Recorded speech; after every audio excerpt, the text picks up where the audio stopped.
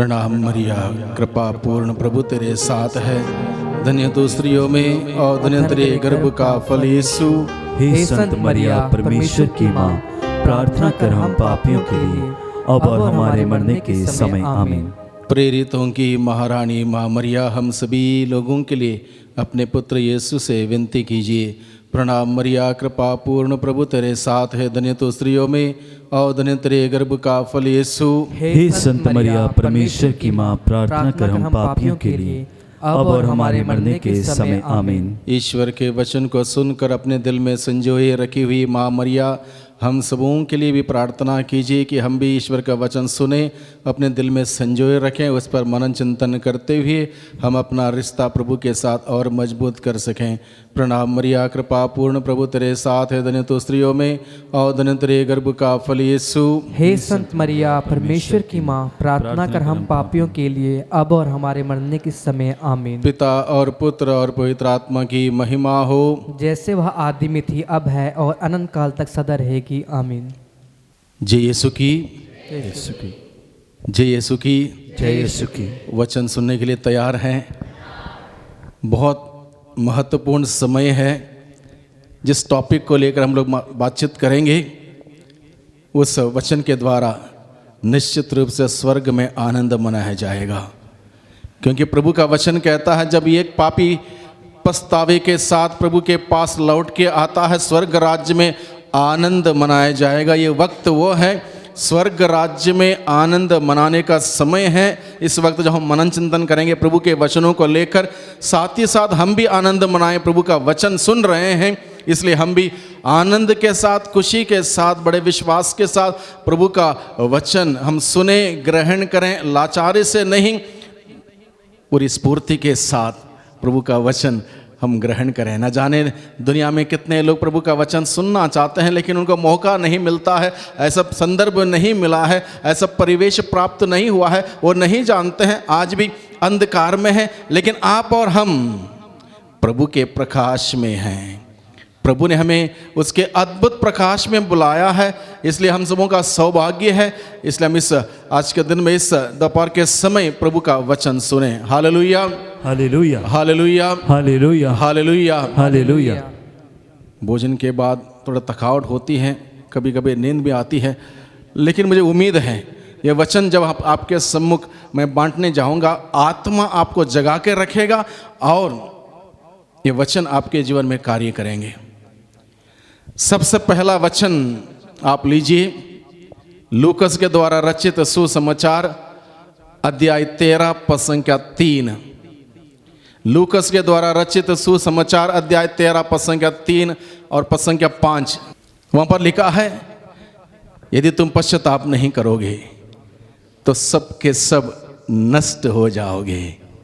यदि तुम पश्चाताप नहीं करोगे तो सब के सब नष्ट हो जाओगे। तो मेरा सवाल है आप सभी लोगों से, क्या वो ईश्वर जो आपसे और मुझसे बेहद प्यार करता है, जिस प्रकार से उसका वादा है, एक माँ अपने बच्चे को भूल सकती, मैं तुमको नहीं भूलूंगा, मैंने तुम्हें अपने हथेलियों पर अंकित किया है, तेरे लिए मैं स्वर्ग छोड़ के इस धरती पर आया, खोड़ों की मार खाई, सूली पर मरे, मेरे पाप की सजा भोगी और मेरे लिए फिर एक बार जीवन का द्वार खोल दिया अपने पुनरुत्थान के द्वारा। क्या वो दयालु ईश्वर, दया के सागर प्रभु, दया से द्रवित होने वाला ईश्वर क्या इस बात का इंतजार करेगा कि मैं पश्चाताप करूं तभी मुझे बचाएगा? क्या पश्चाताप के बगैर मैं बच सकता हूं या नहीं बच सकता हूं? सवाल आपके सामने है। पश्चाताप के बगैर हम बच सकते हैं या नहीं बच सकते हैं? नहीं बच सकते हैं। हमारा प्रभु प्रेमी परमेश्वर है, बेहद प्यार करता है, दया से द्रवित होता है। क्या वो आपको नहीं बचाएगा? बिना पश्चाताप के बचाएगा या नहीं बचाएगा? सोच लें। तो आपको नहीं बचाएगा। सभी मानते हैं इस बात को या दूसरा किसी का कोई उत्तर है? कितने लोग कहते हैं कि प्रभु हमें बिना पश्चाताप का नहीं बचाएगा? ठीक है, हाथ ऊपर उठाएं। तो कुछ लोग श्योर नहीं है अभी, कुछ लोग अभी दुविधा में हैं। कितने लोग कहते हैं हम पश्चाताप करें ना करें, हमसे प्रेम करने वाला ईश्वर हमें बचाएगा, स्वर्ग ले जाएगा। कितने लोग कहते हैं? तो काफी लोग हैं। ठीक है, ये सेंटेंस जो बाइबल में लिखा है लूकस के द्वारा रचित सुसमाचार अध्याय 13 पद संख्या 3 और पद संख्या 5 में, ये कोई कमेंट्री नहीं है। ये किसने कहा? प्रभु यीशु ने कहा। ये कोई कमेंट्री नहीं है, एडेड नहीं है, बाद में ऐड नहीं किया है। ये यीशु के मुंह से निकले हुए शब्द है, जो यीशु इस धरती पर स्वर्ग छोड़ के इस धरती पर आया, मुझे और आपको, हम सबों को बचाने के लिए आया। वो प्रभु कहता है यदि तुम पश्चाताप नहीं करोगे तो तुम नष्ट हो जाओगे, बर्बाद हो जाओगे। You will be lost, you will perish. इसका अर्थ क्या हुआ? प्रभु बचाने के लिए आया, वो बचाना चाहता है। सिर्फ मेरे तरफ से, मेरी ओर से वो चाहता है पश्चाताप। अगर मैं पश्चाताप नहीं करूंगा तो वो बचा नहीं सकता। दिस इज थियोलॉजी, ये ईश शास्त्र है। हम धोखे में ना रहें। बहुत सारे लोग क्या करते हैं, धोखे में रहते हैं। लोग अपने आप को तसल्ली देते हैं, कोई बात नहीं, प्रभु दयावान है, प्रेममय है, मेरे गलती माफ कर देगा और मुझे बचाएगा। याद रखें, प्रभु क्या बोलते हैं, फर्क नहीं करता है, इनजस्टिस नहीं करेगा। वो न्याय प्रिय प्रभु है। मान लो एक व्यक्ति बहुत कोशिश करता, मेहनत करता बहुत अच्छा जीवन बिताने के लिए, दूसरा कुछ भी नहीं करता, दोनों को बराबर राइट नहीं हो सकता। अगर दोनों को बराबर राइट मिलना होता, जब प्रभु यीशु मसीह को सूली पर चढ़ाया था, प्रभु के दाएं बाएं 2 लोगों को सूली पर चढ़ाया था, ठीक है, उसमें से एक व्यक्ति ने अपने ही अंदाज से पश्चाताप करते हुए प्रभु से कहा, प्रभु जब आप अपने राज्य में आएंगे मुझे याद कीजिएगा। उस व्यक्ति से प्रभु ने क्या कहा? तुम आज ही परलोक में मेरे साथ होगे, तुम आज ही परलोक में मेरे साथ होगे, क्योंकि तुमने इस वक्त, आखिरी वक्त, सही कोई बात नहीं, पश्चाताप किया अपने अंदाज से, इसलिए स्वर्ग तुम्हारे लिए खुला है। दूसरे व्यक्ति से प्रभु ने यही नहीं कहा, भाई साहब तुम भी आ जाओ मेरे साथ। कहा तो यह बात स्पष्ट है, पश्चाताप के बगैर चाहे कोई भी हो, प्रभु बचा नहीं सकता हमें। तो हमारी ओर पश्चाताप बहुत ही जरूरी है, इस बात को समझें। अगर ऐसा होता, पश्चाताप के बगैर हमें प्रभु बचाता, तो जब सूली पर मर रहे थे, एक व्यक्ति ने कहा पश्चाताप किया, और प्रभु ने उसको कहा तुम स्वर्ग राज आ सकते हो, तुम स्वर्ग राज्य के अधिकारी हो सकते हो, स्वागत है तुम्हारा। दूसरे व्यक्ति से प्रभु ने कुछ भी नहीं कहा। मौका था उसके पास भी, उसके पास आखिरी वक्त तक मौका था पश्चाताप करने का। वो भी कह सकता था प्रभु मेरी सारी गलती माफ कर दो, कुछ भी कह सकता था, और प्रभु उस वक्त दया दिखाता। सिर्फ और सिर्फ प्रभु हमसे यही चाहता है कि हम प्रभु से कहें, प्रभु मुझ पापी पर दया कर। इतना कहने की देर है। प्रभु दया से द्रवित होने वाला प्रभु हमें माफ करेगा। लेकिन जब पश्चाताप नहीं है, प्रभु अपने तरफ से कुछ नहीं कर सकता। इसलिए प्रभु ने कहा, इसलिए प्रभु का यह स्टेटमेंट है लूकस के सुसमाचार अध्याय 13 पद संख्या 3 और पद संख्या 5 में, यदि तुम पश्चाताप नहीं करोगे तो सबके सब नष्ट हो जाओगे। इंग्लिश में दिया है, if you don't repent you will perish. English में ये लिखा, पेरिश यानी कि खत्म, बर्बाद होना। इसका अर्थ क्या है? ईश्वर इतने कठोर शब्दों को क्यों इस्तेमाल करता है? वो चाहता है कि हम पेरिश हो जाएं, हम बर्बाद हो जाएं, हम नष्ट हो जाएं। क्या वो ईश्वर चाहता है? कोई माता पिता चाहता है कि उनके बच्चे बर्बाद हो जाएं? चाहे पूरे दुनिया के लिए XYZ इंसान खराब हो सकता है, माता पिता के लिए नहीं। क्या वो ईश्वर चाहता है जो हम सबों से प्यार करने वाला हम बर्बाद हो जाएं? नहीं चाहता है। उसकी चाहत यह है, उसकी इच्छा यह है कि हम पश्चाताप करें और पेरिश होने के बदले फ्लरिश हो जाएं। समझ रहे हैं? हम फ्लरिश हो जाएं, हम तरक्की करें, हम बच जाएं, वो ये चाहता है। इसलिए कठोर शब्दों को इस्तेमाल करते हुए प्रभु ने कहा, if you don't repent you will perish, if you repent you will flourish. Hallelujah, hallelujah, hallelujah, hallelujah, hallelujah, hallelujah. Yeshu की स्तुति हो, यीशु की स्तुति हो, यीशु को धन्यवाद। यीशु को धन्यवाद। और एक उदाहरण मैं आपके सम्मुख रखता हूं। उड़ाऊ पुत्र की कहानी आपको मालूम है। लूकस का सुसमाचार अध्याय 15 पद संख्या 16 से आगे अगर आप पढ़ेंगे, उड़ाऊ पुत्र का बहुत सुंदर उदाहरण वहां पर दिया है। ठीक है, तो अब स्टेप बाय स्टेप हम बाद में जाएंगे। अब वहां पर दर्शाया गया वो पिता दयावान है, प्रेममय है। जैसे बेटा आया, गले लगाया, फिर वही दर्जा दिया, बेटे का ही दर्जा दिया, नए कपड़े पहनाए, नए जूते पहनाए, नई अंगूठी पहनाई, मोटा बछड़ा मारा, आनंद मनाया, जश्न मनाया।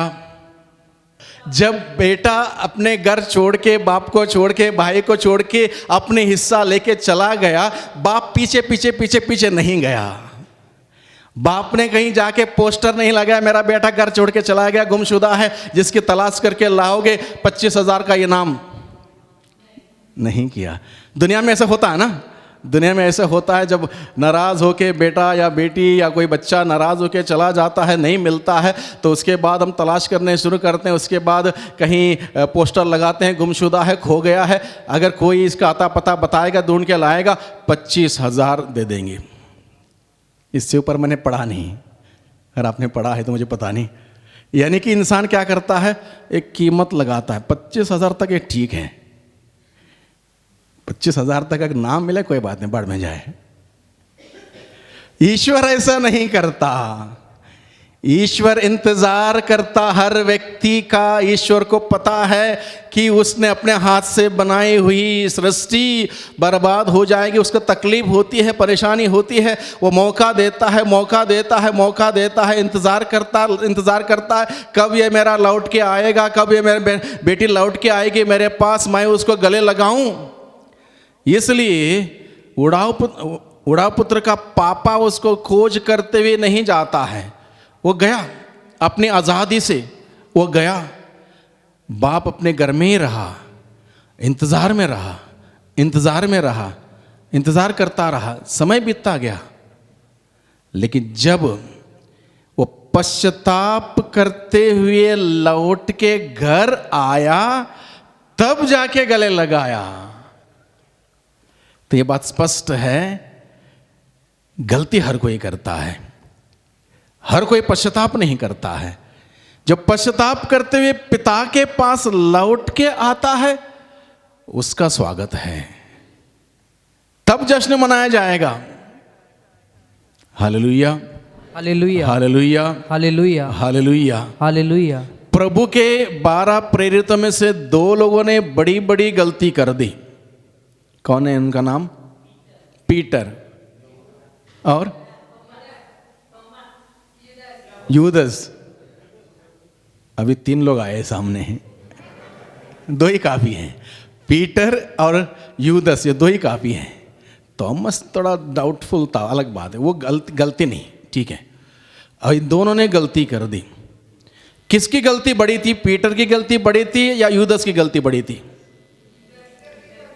किसकी गलती बड़ी थी? पीटर की, यूदस की? अच्छा, चलो, कुछ लोग कह रहे हैं कि पीटर की गलती बड़ी थी, कुछ लोग कह रहे हैं कि यूदस की गलती बड़ी थी। दोनों की गलती बड़ी थी, ठीक है। अब स्टेटमेंट एक ही है दोनों का, ठीक है। पीटर ने क्या कहा? मैं उसको जानता तक नहीं, ठीक है। पीटर ने क्या कहा? मैं उसको जानता तक नहीं। 3 साल तक फ्री में खाया पिया, उठा बैठा, गया आया, सब कुछ सारे चमत्कार देखे, उसके बाद मौका आया साथ देने का, बोला मैं जानता ही नहीं। यूदस क्या बोलता है? मैं उसको अच्छी तरह से जानता हूं। एक ही स्टेटमेंट है दोनों का। यूदस ने क्या कहा? मैं उसको अच्छी तरह से जानता हूं। पेतरुस ने कहा मैं जानता तक नहीं। हर्टिंग कौन सा होगा ज्यादा? जो हमको सीधा सीधा नकार देता है, जिंदगी से निकाल देता है, हटा देता है, वो ज़्यादा हर्टफुल होगा ह्यूमनली स्पीकिंग। तो पेतरुस की गलती बड़ी थी, पेतरुस की गलती बड़ी थी। यूदस ने कहा मैं इसको अच्छी तरह से जानता हूं। अब ये बड़ी गलती के बावजूद पेतरुस ने क्या किया, जब गलती की, गलती करने के बाद उसको लगा कि मैंने गलती की, हाँ, पश्चाताप किया और फूट फूट कर रोया, फूट फूट कर रोया। रो के कहां आया, रो के कहां आया? प्रभु के पास आया। फूट फूट कर रोया और प्रभु के पास आया। यूदस रोया था, नहीं रोया था? रोया था। अब यही डिफरेंस समझने की जरूरत है। दोनों ने गलती कर दी, दोनों रोए, दोनों रोए। यूदस ने गलती करने के बाद उसको बुरा लगा, उसको बुरा लगा। उसने वो 30 सिक्के ले जाके फिर उड़ा दिए, फेंक दिए, मुझे नहीं चाहिए, बुरा लगा उसको, रोया वो भी, पेतरुस भी रोया। अब डिफरेंस ये है, पेतरुस रोते हुए प्रभु के पास आया, यूदस रोते हुए प्रभु से दूर चला गया। यह है डिफरेंस। पश्चाताप का अर्थ यह है भाइयों बहनों, सच्चे पश्चाताप करते, अपने गलतियों को एहसास करते हुए, स्वीकार करते हुए प्रभु के पास लौट के आना पश्चाताप है। केवल दुखी होना, थोड़ा सा गिल्ट फीलिंग रखना और दूर चला जाना, वो पश्चाताप नहीं है। दुखी होना पश्चाताप नहीं है। दुख महसूस करते हुए प्रभु के पास लौट के आना पश्चाताप है। ये डिफरेंस हमें मालूम होना चाहिए। बहुत बार लोग क्या करते हैं, सॉरी, कोई गलती होगी, सॉरी, सॉरी का मतलब ही मालूम नहीं उसको, सॉरी बोल दिया, वो पश्चाताप नहीं हुआ। तो लोग पाप स्वीकार में क्या करते हैं, जो सच्चे पश्चाताप नहीं करते, पाप स्वीकार में गए तो जाना तो है, कलीसिया ने सिखाया, धर्म शिक्षा सीखी है, तालीम मिली है, जाना है, पट पट पट पट बोल दिया, 1 2 3 4 5 बोल दिया, ऑर्डर ना। पहला मान लो झूठ बोला, चोरी की, वो है, बड़ों की बात नहीं मानी, 5 बातें जो पहली बार परम प्रसाद ग्रहण करते वक्त सिस्टर ने या ब्रदर ने किसी ने सिखाया था। तो ऑर्डर वही है। 7 साल की उम्र में वही ऑर्डर है, 17 साल की उम्र में वही ऑर्डर है, बिगड़ा नहीं ऑर्डर, 1 2 3 4 5। 27 साल की उम्र में वही है। और एक बार मैं पाप स्वीकार सुन रहा था, एक बूढ़ा व्यक्ति लगभग 70 80 के आसपास, वही 5 बातें थी ऑर्डर में। तो मैंने उसको देखा, उसने उसमें एक बात ये बोली, मैंने अपने बड़ों की बात नहीं मानी, ये खुद ही बूढ़ा हो चुका है, ये बड़ों की बात नहीं मानी। तब मुझे समझ में आया, ये पहली बार, यानी कि 50 साल पहले या 60 साल पहले सिस्टर ने सिखाया होगा उसको पाप स्वीकार मतलब 1 2 3 4 5, ये 5 पाप बोलना, और वही बोलता आया 70 साल तक। यानी कि पश्चाताप वहाँ पर है ही नहीं। हम फॉर्मेलिटी पूरी करते हैं, रीति रिवाज पूरी करते हैं, वो पश्चाताप नहीं है। सच्चा पश्चाताप हमें बदल देता है। जक्कियुस ने सच्चा पश्चाताप किया। जो कुछ भी प्रभु के दृष्टि में उसके जीवन में अच्छा नहीं था, उसके घर में, उसके परिवार में अच्छा नहीं था, ठीक नहीं था, उचित नहीं था, सब कुछ बाहर कर दिया उसने। पूरा घर, दिल खाली कर दिया, मन खाली कर दिया, घर खाली कर दिया, और प्रभु उसके घर गए। परिवर्तन तब आया, उसके जीवन में परिवर्तन आया, उसके परिवार में परिवर्तन आया, उसका नाम बदल गया, उसका काम बदल गया, उसका सोच बदल गई, विचार बदल गए, विचारधाराएं बदल गई, दृष्टि बदल गई, दृष्टिकोण बदल गया, नया हो गया जब उसने सच्चा पश्चाताप किया। Hallelujah, hallelujah, hallelujah, hallelujah, hallelujah, hallelujah. Yeshu की स्तुति हो, यीशु की स्तुति हो, यीशु को धन्यवाद, यीशु को धन्यवाद, यीशु को धन्यवाद। यीशु को धन्यवाद। थोड़ी देर उड़ाऊ पुत्र का उस दृष्टांत को लेकर हम गहराई से हम समझें। यहाँ 7 स्टेप्स हैं जो इंसान गिरता है, उसके बाद 7 स्टेप हैं इंसान ऊपर उठता है। इस बात को हम देखें। लूकस का सुसमाचार अध्याय 15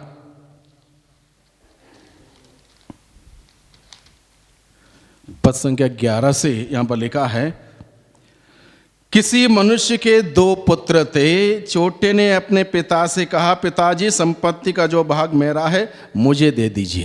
यहाँ पर दृष्टांत है, किसी पिता के 2 बेटे थे, तो छोटे बेटे ने अपने पिता से कहा, संपत्ति का जो भाग मेरा है मुझे दे दीजिए। मेरा भाग कहाँ से आया? मेरा भाग कहाँ से आया? वो पिता की संपत्ति है, वो अधिकार से मांगता ना, मेरा जो है मुझे दे दो। मेरा कहां से आया? जब पिता देगा, बांट के देगा, तब बेटे का होगा। अब बेटे का नहीं है, अब पिता का ही है। कहने का तात्पर्य यहां पर यह है, जब मेरा ये सब बातें आती हैं, वो पाप का जड़ है, शुरुआत है, अहंकार है, वो घमंड है। लूसीफर कौन है या कौन था? स्वर्गदूत था। उसकी क्या ड्यूटी थी? स्वर्ग में ईश्वर के सानिध्य में, दरबार में रह के ईश्वर की स्तुति करना, ये था। तो काफी समय तक उसने हालेलुया हालेलुया बोला। तो बाद में बोला, ये क्या रोज रोज बोलना हालेलुया, मैं नहीं बोलूंगा। उसने बोला कि मैं ईश्वर की स्तुति नहीं करूंगा। तब जाके उसको वहां से बाहर निकाल दिया गया, है ना। उसके अंदर घमंड आ गया, मैं ईश्वर की स्तुति नहीं करूंगा। मैं कब तक ईश्वर की स्तुति करता रहूं? यानी कि मैं छोटा बन के ही रहूं? मैं बड़ा हो गया हूं, अब मैं ईश्वर की स्तुति नहीं करूंगा। मेरा आ गया, घमंड आ गया, अहंकार आ गया, और ऐसे व्यक्ति को स्वर्ग राज्य में एंट्री नहीं है। तो उसको बाहर निकाल दिया। यहां पर पाप की शुरुआत यहां पर यह है, मैं और मेरा अहंकार, घमंड जहां शुरुआत होता है, वो पाप का उद्गम है, शुरुआत है। और जब पाप उसके अंदर आया, तब उसने अपने पिता से कहा, मेरा भाग जो है मुझे दे दो। अब पाप कैसे अपने पैर फैलाता देखिए। उसके बाद आगे क्या लिखा है? पिता ने उनमें अपनी संपत्ति बांट दी। जैसे उसने रिक्वेस्ट किया, मेरा जो भाग है मुझे दे दो, पिता ने उनमें अपनी संपत्ति बांट दी। The first effect of sin is division, बंटवारा, विभाजन। अब एक घर था, पाप का प्रवेश हुआ, घमंड आया, अहंकार आ गया। छोटे बेटे ने कहा, मेरा भाग है मुझे दे दो। पिता ने क्या किया? बांट दिया। अब एक घर था, 2 घर हुए। अब एक घर में 2 भाई और एक पिता रहता था। भाई भाई के बीच में रिश्ता टूट गया, पिता और बेटे के बीच में रिश्ता टूट गया, विभाजन हुआ। This is the effect of sin. और इस प्रकार से बंटवारा होता है। उसके बाद आगे देखिए, विभाजन हुआ। थोड़े दिनों बाद छोटा बेटा अपनी समस्त संपत्ति एकत्र कर किसी दूर देश चला गया। अब सारी संपत्ति लिया और कहां चला गया वो? दूर। तो हमें पाप इस प्रकार से दूर दूर दूर, ईश्वर से दूर, एक दूसरे से दूर, सारी दूरियां होने लगती हैं। जब दूर होने लगता है, वहां उसने भोग विलास में अपनी संपत्ति उड़ा दी, बेकार के काम में लग गया। जब ईश्वर के सानिध्य से हट जाते हैं, हम बेकार के कामों में लग जाते हैं। अलग अलग प्रकार की गलत आदतें, गलत सोच, गलत विचार, गलत कार्य, गलत संगति, सब कुछ आ जाता है ईश्वर से हट जाने से। उसके बाद क्या हुआ? जब वह सब कुछ खर्च कर चुका था, अब सब कुछ खर्च कर चुका था, उसकी हालत तंग हो गई। जब ईश्वर से इस प्रकार से हम दूर चले जाते हैं, एक दूसरे से दूर चले जाते हैं, रिश्ता टूट जाता है, पाप में हम बढ़ जाते हैं, तो हालत तंग हो जाती है, खराब हो जाती है। इसलिए वह उस देश का एक निवासी का नौकर बन गया। क्या बन गया वो? क्या था वो? क्या था? अमीर बाप का अमीर बेटा था। अब क्या हुआ?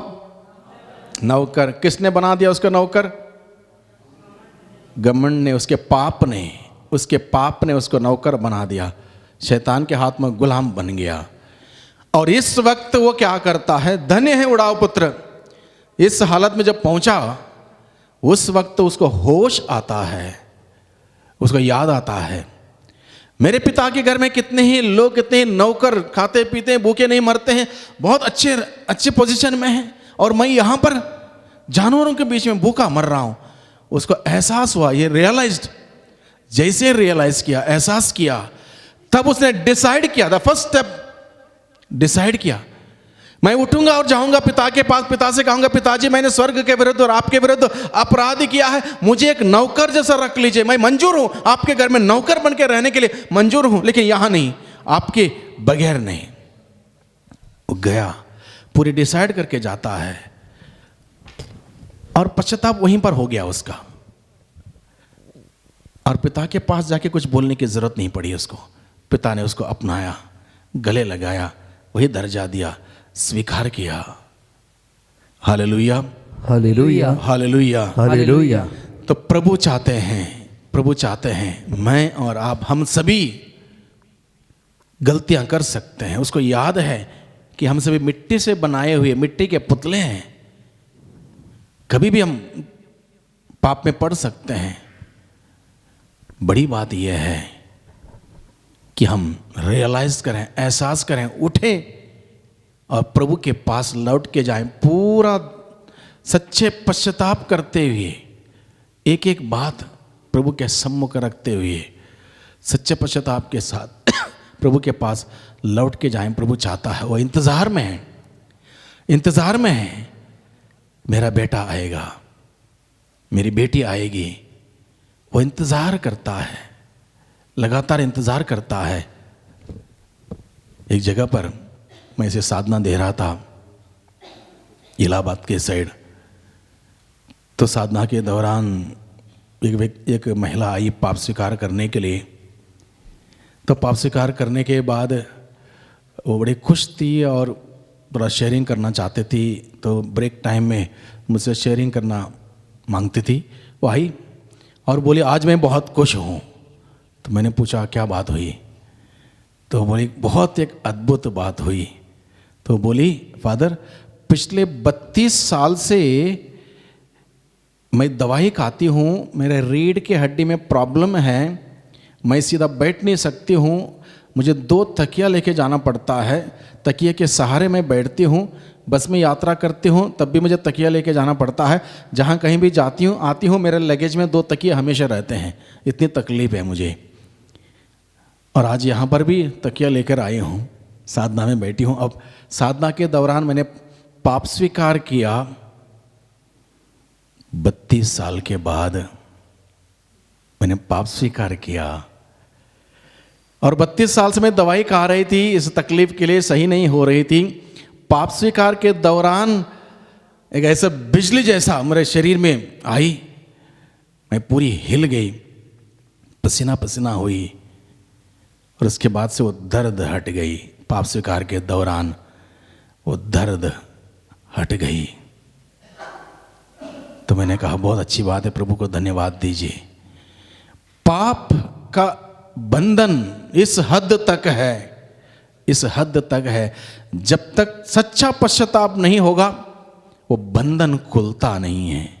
सच्चा पश्चाताप होने पर ही वो बंधन खुलता है। Hallelujah, hallelujah, hallelujah, hallelujah, hallelujah, hallelujah. पाप के बारे में बताते वक्त फादर ने ये एक उदाहरण बताया होगा। लूकस का सुसमाचार अध्याय 5 पद संख्या 16 से आगे 17 से आगे अगर हम पढ़ेंगे, एक अर्धांगी रोगी का उदाहरण वहां पर दिया है।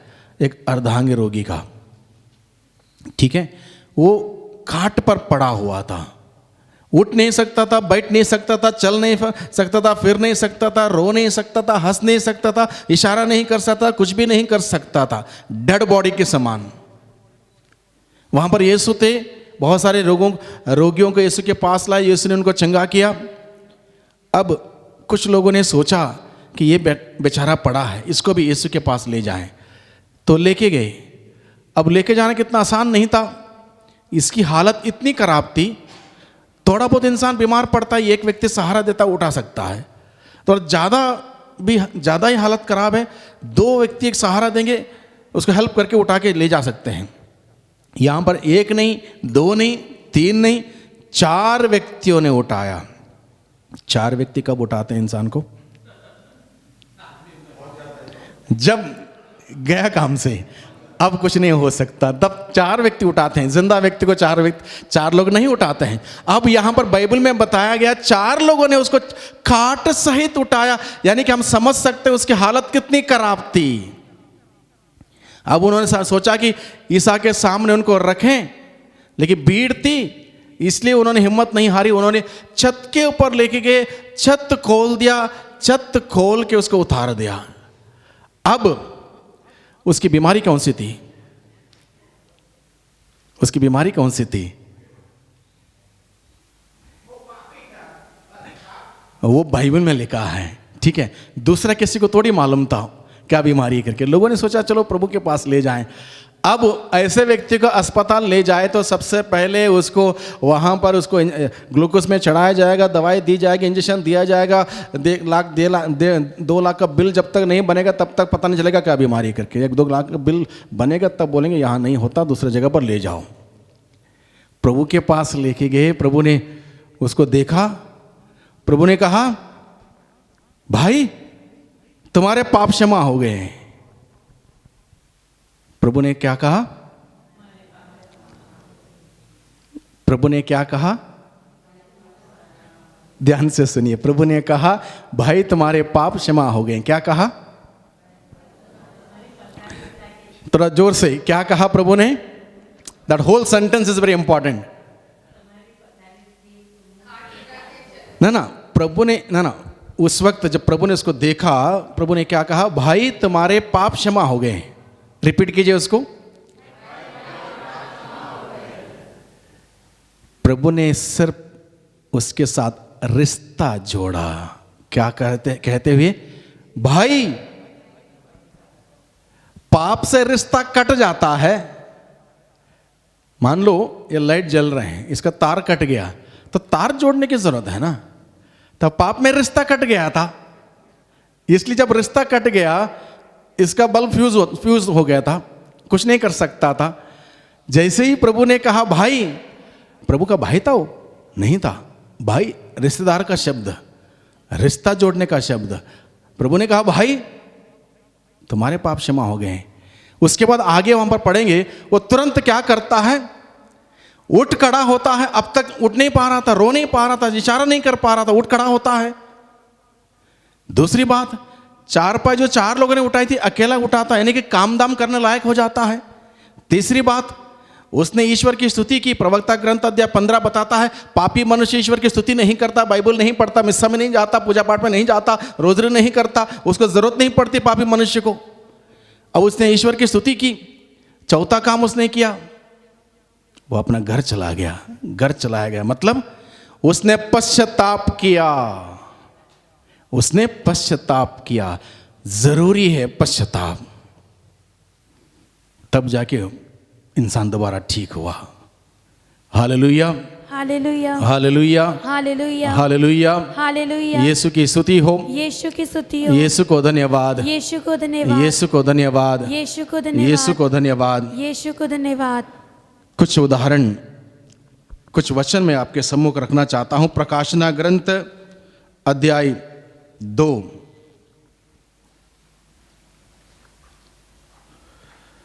पद संख्या 5। बड़े ध्यान से इस वचन पर ध्यान दें। प्रकाशना ग्रंथ अध्याय 2 पद संख्या 5 में लिखा है, इस पर विचार करो कि तुम कितने ऊंचे स्थान से गिरे हो। मुझे और आपको, हम में से हर व्यक्ति को इस बात पर विचार करने की जरूरत है। इस पर विचार करो कि तुम कितने ऊंचे स्थान से गिरे हो। पश्चाताप करो और पहला जैसा आचरण करो, नहीं तो मैं तुम्हारे पास आकर तुम्हारा दीप धारा उसके स्थान पर से हटा दूंगा। प्रभु बताता है कितने ऊंचे स्थान से गिरे हो, इस पर विचार करो, इसलिए पश्चाताप करो और पहले जैसा आचरण करो, नहीं तो मैं तुम्हारे पास आकर तुम्हारा दीप धारा उसके स्थान पर से हटा दूंगा। दीप धारा हटाने का मतलब, पश्चाताप नहीं करोगे तो स्वर्ग नहीं जा पाओगे। दीप धारा यानी कि वो प्रकाशमय जगह से तुम वंचित रहोगे। और दीप धारा तुम्हारे जीवन से हटाई जाएगी, तुमको एंट्री नहीं मिलेगी स्वर्ग राज्य में। इसका अर्थ यह है, इसलिए प्रभु का वचन कहता है पश्चाताप करो। आगे प्रभु का वचन कहता है पद संख्या 16 उसी अध्याय में, पद संख्या 16, इसलिए पश्चाताप करो, नहीं तो मैं शीघ्र ही तुम्हारे पास आऊँगा और अपने मुख की तलवार से उन लोगों से युद्ध करूँगा। शीघ्र ही पश्चाताप करो, इसमें विलंब ना हो, इसमें विलंब ना हो। प्रभु का वचन कहता है इसमें किसी प्रकार का विलंब ना हो। प्रवक्ता ग्रंथ अध्याय 21, क्या तुमने पाप किया है बेटा, क्या तुमने पाप किया है? फिर ऐसा मत करो, अपने पुराने पापों के लिए क्षमा मांगो।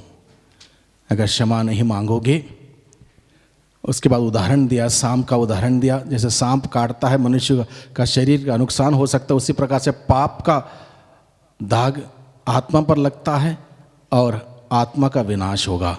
इसलिए यहाँ पर बताया गया है पश्चाताप करने के लिए।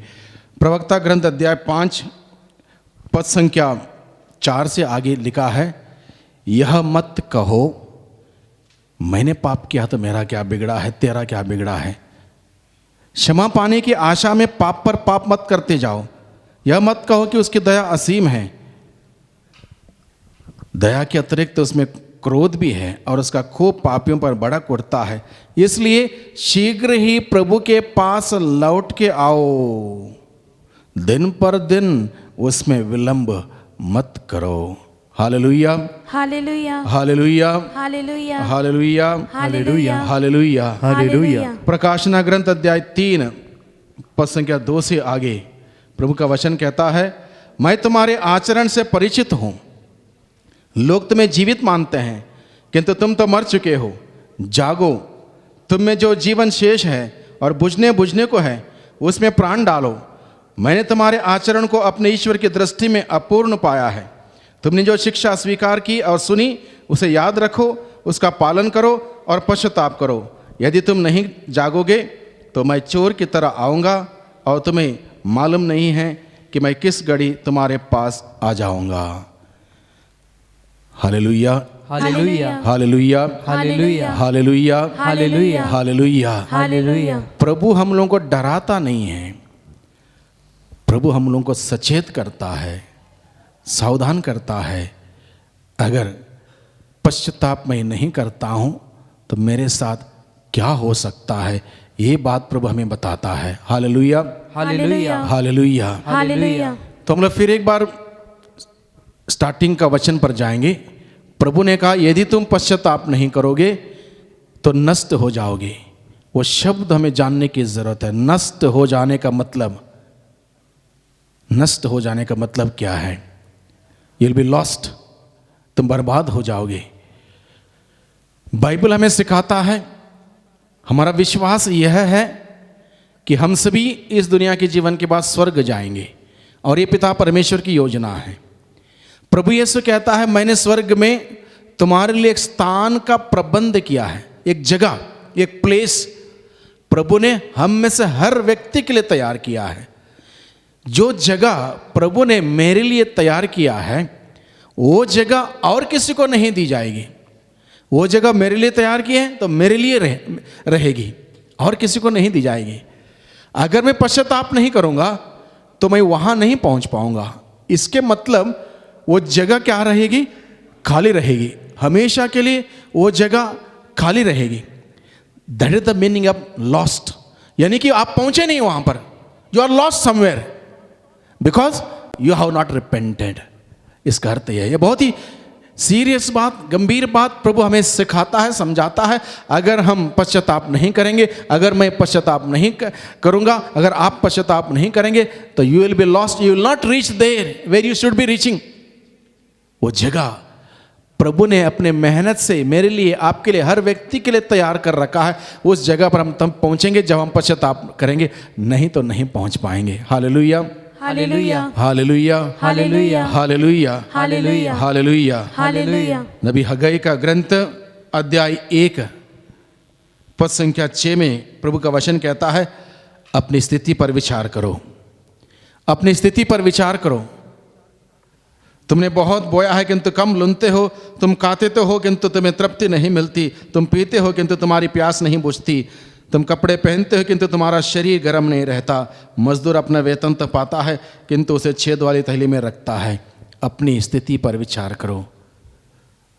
हम लोग विचार करते हैं अपनी स्थिति पर, अक्सर हम विचार करते हैं दूसरों की स्थिति पर, दूसरों के घर में क्या हो रहा है, उधर क्या हो रहा है, इधर क्या हो रहा है, उसके घर में क्या हुआ। दूसरों की स्थिति और परिस्थिति अच्छी तरह से हमें मालूम है, अपनी स्थिति परिस्थिति मालूम नहीं है।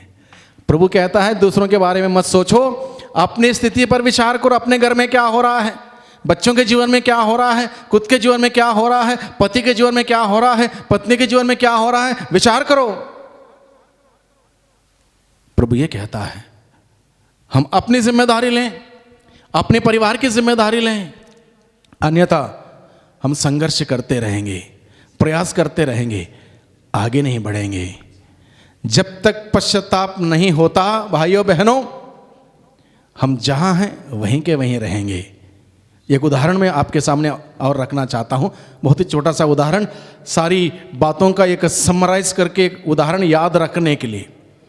दो लोग थे, एक जगह रहते थे और रोज काम के लिए एक साथ जाते थे। काम के बाद शाम को थोड़ी सी नशा करने के लिए उनको जाना पड़ता था। जाने के लिए उनको नदी पार करके जाना पड़ता था। तो उनकी ड्यूटी इस प्रकार से थी, नदी पार करके जाते वक्त एक नाव चलाता था, दूसरा नाव में बैठता था। वहाँ पर जाके नशा करके जब वापस आते थे, जो बैठा था उसकी बारी थी नाव चला के वापस आने की। बड़े ईमानदारी से हर दिन जाते थे। एक दिन ऐसा हुआ कि उनकी बर्थडे था, बर्थडे पार्टी हुई, थोड़ा ज़्यादा हो गया। तो उसके बाद जिसकी बारी थी वापस आते हुए तो नाव चलाने की, उसने नाव चलाना शुरू किया। रात शाम के वक्त शुरू किया नाव चलाना। नाव चलाते चलाते चलाते चलाते थक गया, सुबह हो गई, नाव वहीं के वहीं आगे बढ़ी नहीं। तब उसने देखा पूरी रात हो गई और दूसरा व्यक्ति वो थोड़ा नशा ज़्यादा हुआ तो सो गया था वो, और ये सोच रहा पूरी रात मेहनत की, मैंने पहुँचे क्यों नहीं, जबकि 10 मिनट का रास्ता था। पूरी रात 7-8 घंटे चलाया उसने, सुबह तक पहुँचे नहीं। तब सुबह उसने देखा कि उसका जो नाव का एक रस्सी खूंटे में बांधते हैं ना, वो खोला नहीं। जब तक पश्चाताप नहीं होगा यही होगा, बंधन खुलेगा नहीं। हम कोशिश करते रहेंगे रात दिन मेहनत परिश्रम, वो काम ये काम, दुनिया भर के काम, उधर भाग इधर दौड़, वो चीज़ ये चीज़, बच्चे ट्यूशन में जाएंगे, उधर भी जाएंगे, इंटरव्यू देंगे, सब कुछ होगा, होगा कुछ नहीं। जब तक पश्चाताप नहीं होगा परिवार में आशीष नहीं आएगी, व्यक्तिगत जीवन में आशीष नहीं आएगी, बंधन खुलेगा नहीं तो तरक्की नहीं करेंगे। सूक्ति ग्रंथ अध्याय 28 पद 13 कहता है, जो व्यक्ति पाप छिपा के रखता है वो उन्नति नहीं करेगा। जो पाप में रहता है, पाप छिपा के रखता है, वो उन्नति नहीं करेगा। बल्कि जो व्यक्ति पाप को पाप स्वीकार में प्रकट करते हुए छोड़ने का संकल्प करता है, उस पर दया की जाएगी। हम प्रभु के पास जाएं। आज के दिन में प्रभु ने हम सबों के लिए संदर्भ दिया है एक अच्छा पाप स्वीकार करने का। कुछ भी छिपा के ना रखें, प्रभु के सामने सब कुछ हम बता दें। वैसे प्रभु को सब कुछ मालूम है। सच्चा पश्चाताप की आवश्यकता है, गहरे पश्चाताप की आवश्यकता है। कोई रीति रिवाज पूरा ना करें, हकीकत में एक नया व्यक्ति बनने के उद्देश्य से, एक नई शुरुआत करने के उद्देश्य से सच्चे पश्चाताप हम करें, प्रभु के पास लौट के आए। प्रभु हमें गले लगाने के लिए इंतजार कर रहा है, हमें स्वीकार करने के लिए बेटे के रूप में, बेटी के रूप में स्वीकार करने के लिए वो इंतजार कर रहा है। हमें वही दर्जा देगा, बेटे का और बेटी का दर्जा देगा, भले ही हमने कितनी बड़ी गलती क्यों ना की हो। प्रभु दयालु है, पश्चाताप करने वालों के लिए माफी देता है। इसलिए पुरोहित जब पाप स्वीकार करने के समय आशीष देता है, प्रभु तुम्हारे पछतावे पर प्रभु तुम्हें माफ करेगा, ये बोलता है तुम्हारे पछतावे पर। यानी कि तुम्हारा सच्चा पश्चाताप है, पूरे पापों की क्षमा। तुम्हारा पश्चाताप अधूरा है, अधूरी आशीष, यानी कि पूरी आशीष ग्रहण करनी हो, सच्चा पश्चाताप के पास साथ हम जाएं प्रभु के पास, और प्रभु के साथ फिर एक बार रिश्ता जोड़ें, रिश्ता स्थापित करें, रिश्ता मजबूत करें। प्रभु हैं तो हम सभी हरे भरे रहेंगे, जल स्रोत के किनारे लगाए हुए वृक्ष के भांति हर मौसम में, हर सीजन में हम हरे भरे रहेंगे, फलदायक रहेंगे। अन्यथा रेगिस्तान में लगाए हुए वृक्ष के भांति मुरझाए हुए सूखे रहेंगे। फैसला हमारा है। नबी यिर्मयाह का ग्रंथ अध्याय 2 में प्रभु का वचन कहता है, मैं तुम्हारे सामने जीवन और मृत्यु दोनों रखता हूं, जो चाहिए चुन लो। मैं तुम्हारे सामने जीवन और मृत्यु दोनों रखता हूं, जो चाहिए चुन लो। प्रभु ने हमें जीवन दिया है, जीवन हमारे सम्मुख रखा है। जीवन को चुने, पश्चाताप करें। प्रभु हम सबों को फिर एक बार वेलकम करने के लिए, अपनाने के लिए तैयार हैं।